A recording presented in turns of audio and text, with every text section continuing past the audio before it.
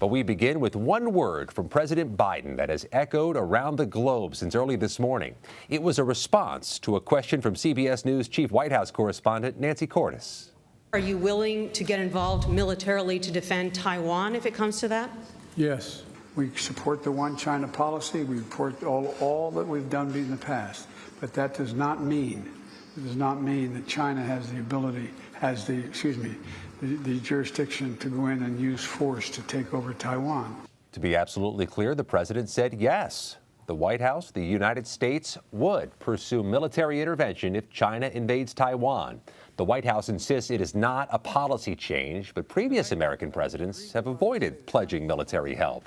He made that statement during a news conference with Japan's prime minister. Mr. Biden is in Japan as part of a 5-day trip to shore up relations with allies and other countries in that region. For more, let's bring in Nikole Killion and Steve Dorsey. Nikole is a CBS News congressional correspondent, and Steve is a CBS News correspondent, and he joins us now. Steve, let's talk more about that. President Biden did not equivocate about support for Taiwan. So how, all day and all night, is the White House trying to frame these comments?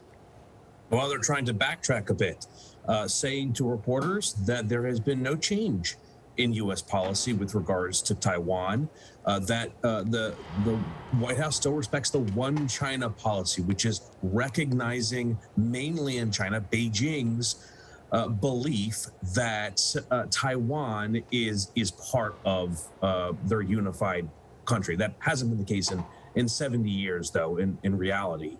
And in fact, China is now saying that the U.S. is playing with fire and is also accusing the U.S. of perhaps inflaming tensions in Taiwan with pro-Taiwanese separatists there. So now the White House is, of course, trying to do cleanup right at the doorstep of China as the president continues his tour of Asia. Back at home, the White House was announcing that arrival of baby formula. Nikole, that first shipment arrived from Europe over the weekend, but we are a long way from the end of this problem. Where does the shortage stand now, and can we expect any further actions from Congress? Yeah, so this is going to still take a few more weeks to resolve or to get to some semblance of normal, according to those experts who are familiar with this crisis, most notably the FDA commissioner who testified before a House panel last week. But, you know, look, this is certainly a first step, and the administration has said that it believes by taking all of these different actions that, you know, they can make an impact and a dent in getting more of these formula, you know, shipments and pushing that out to stores and eventually store shelves. But look, in terms of this shipment that just arrived, I mean, I think just to put it in perspective, this is specialty formula first and foremost, primarily designed for infants who have allergies to cow's milk. But this really only accounts for about 15% of the supply that is actually needed. It would only feed about 9,000 babies, 18,000 toddlers just for 1 week. So while this is a huge, massive shipment, it really is a literal drop in the bucket when you're talking about, you know, the millions of infants who are out there. But as you know, the president just last week invoked the Defense Production Act, and we saw the administration over the weekend utilize a pair of authorizations to try to enable manufacturers here at home to be able to acquire the ingredients that they need to operate at full capacity. So again, the administration's hope is by taking these dual actions, bringing that formula in from overseas, trying to ramp up production even more here at home, that can fulfill this shortage that we've seen and get more formula on the store shelves. If not within days, certainly within a matter of weeks. And again, we hope that we'll hear a little bit more to that end from the FDA commissioner once again, who will be testifying before a House and Senate panel later this week. Such a frustrating, frightening moment for so many parents. We expected other news today, Steve. We expected the end of that Title 42 immigration policy, but a federal judge put a hold on that. What's the White House saying now that this is on hold? Yeah, that federal judge, Scott, issued that preliminary injunction on Friday. The White House quickly after that said it will appeal that ruling led by the Justice Department. The White House says it will comply. It will continue to deport migrants that enter not only through Mexico, but also through Canada, using this emergency public health order, also known as Title 42. The Biden administration says this was lawfully done by the CDC, that it's not a border security measure. It is a public health measure. That federal judge, however, said that the CDC didn't open it up to public comment, which would have included concerns raised by border states, including Texas, that say costs to address the surge in migrants expected when Title 42 is eventually lifted are significant. But the Biden administration may have also bought itself a bit of time, along with moderate Democrats, including West Virginia Senator Joe Manchin. They're opposed to lifting Title 42. They say that it's too soon for that kind of measure. The Biden administration, along with the ACLU, begs to differ. They say that it is the right thing to do at this moment based on public health experts' advice. It's an uncertain future for Title 42, but it does seem certain it's going to be a campaign wedge issue. Nikole, we watched last week as the U.S. House passed that domestic terrorism bill. You're at the Capitol tonight as the Senate returns. What are you hearing about support for this domestic terrorism bill in the Senate?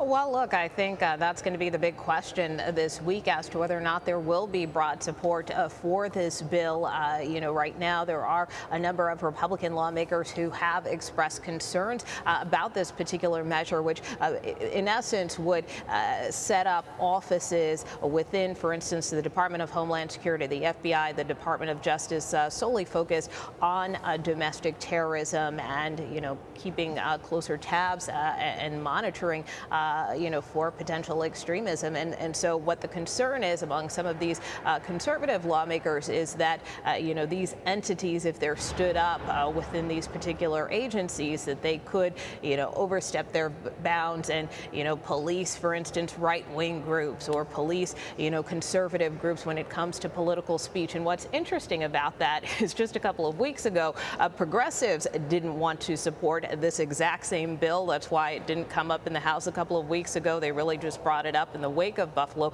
But you had progressive Democrats on the House side just a few weeks back who opposed this bill for the same reasons. They were concerned these offices, again, if they were stood up, could also overstep their bounds when it comes to left-wing organizations, when it comes to activists and activist groups, that they could be monitored in a way that could cross the line in terms of civil liberties. So that's why, for instance, you had lawmakers like, for instance, Cori Bush, who didn't want to sign on to this bill a couple of weeks ago, but eventually relented in light of the situation in Baltimore, saying some of her concerns had been resolved. So again, now in the Senate, you have conservative Republicans kind of echoing similar arguments in terms of conservative groups. So we'll have to see. As you know, legislation can only clear this Congress and the Senate if it gets 60 votes. And so right now, we'll have to see if there is enough will and support among both Democrats and Republicans to try to get this measure through. We do know Leader Schumer intends to bring it up tomorrow with the hope of setting up a vote for this Thursday. Doesn't appear that emergency COVID aid the administration's been seeking has 60 votes in the Senate either, Steve. Is this still a priority for the White House? Yeah, the White House says it is. And in fact, they've been putting out public health experts, including Dr. Ashish Jha, the current White House COVID-19 response coordinator, to reporters with the message that this money is urgently needed, that the funds to fight COVID-19, along with developing new vaccines, is running out. And they're predicting, public health experts, including the CDC and the FDA, are predicting a surge in COVID cases in the fall and the winter. There's also questions right now that the White House is addressing about whether there will have to be rationing of next generation COVID-19 vaccines if there isn't enough money to support an extensive supply for more Americans. This is what the White House says is at stake, especially right now as there's surging cases in some cities like Washington, D.C., New York, and L.A., Scott. Nikole, freshman Congressman Madison Cawthorn of North Carolina is having a very, very bad month. Police say they caught him at the airport with a gun. He lost his primary last Tuesday, and now the House Ethics Committee is investigating him. Tell us what you've learned about the probe.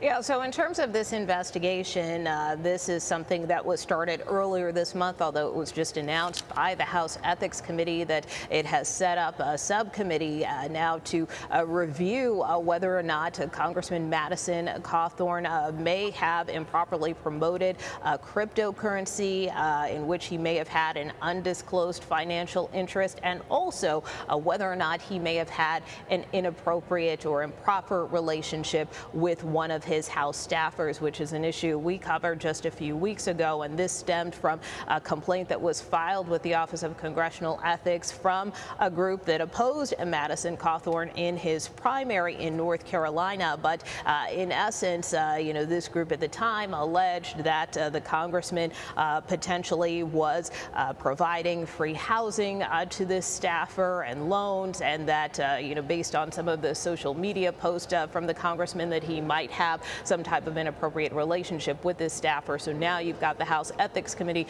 which is looking into this. As for the cryptocurrency concerns and allegations, this was something also raised by North Carolina Senator Tom Tillis, who backed Madison Cawthorn's opponent in the Republican primary and his ouster, Chuck Edwards. But Senator Tillis alleged that there could be some potential insider trading based on this cryptocurrency that, Congressman Cawthorn was promoting. That being said, the congressman took to Twitter late today, basically defending his actions, saying, wow, I must still be a problem for the swamp. They're still coming after me. And that is kind of the defense that we have seen time and again from Congressman Cawthorn when it comes to these allegations. He is portraying himself as a target, saying that he feels that, people are out for him, as opposed to necessarily explaining more about these allegations. But I'm sure more will come out as this investigation continues in the weeks and months to come. In many ways, feels like a really busy week is ahead of us. Got to leave it there. Nikole Killion, Steve Dorsey, thank you both.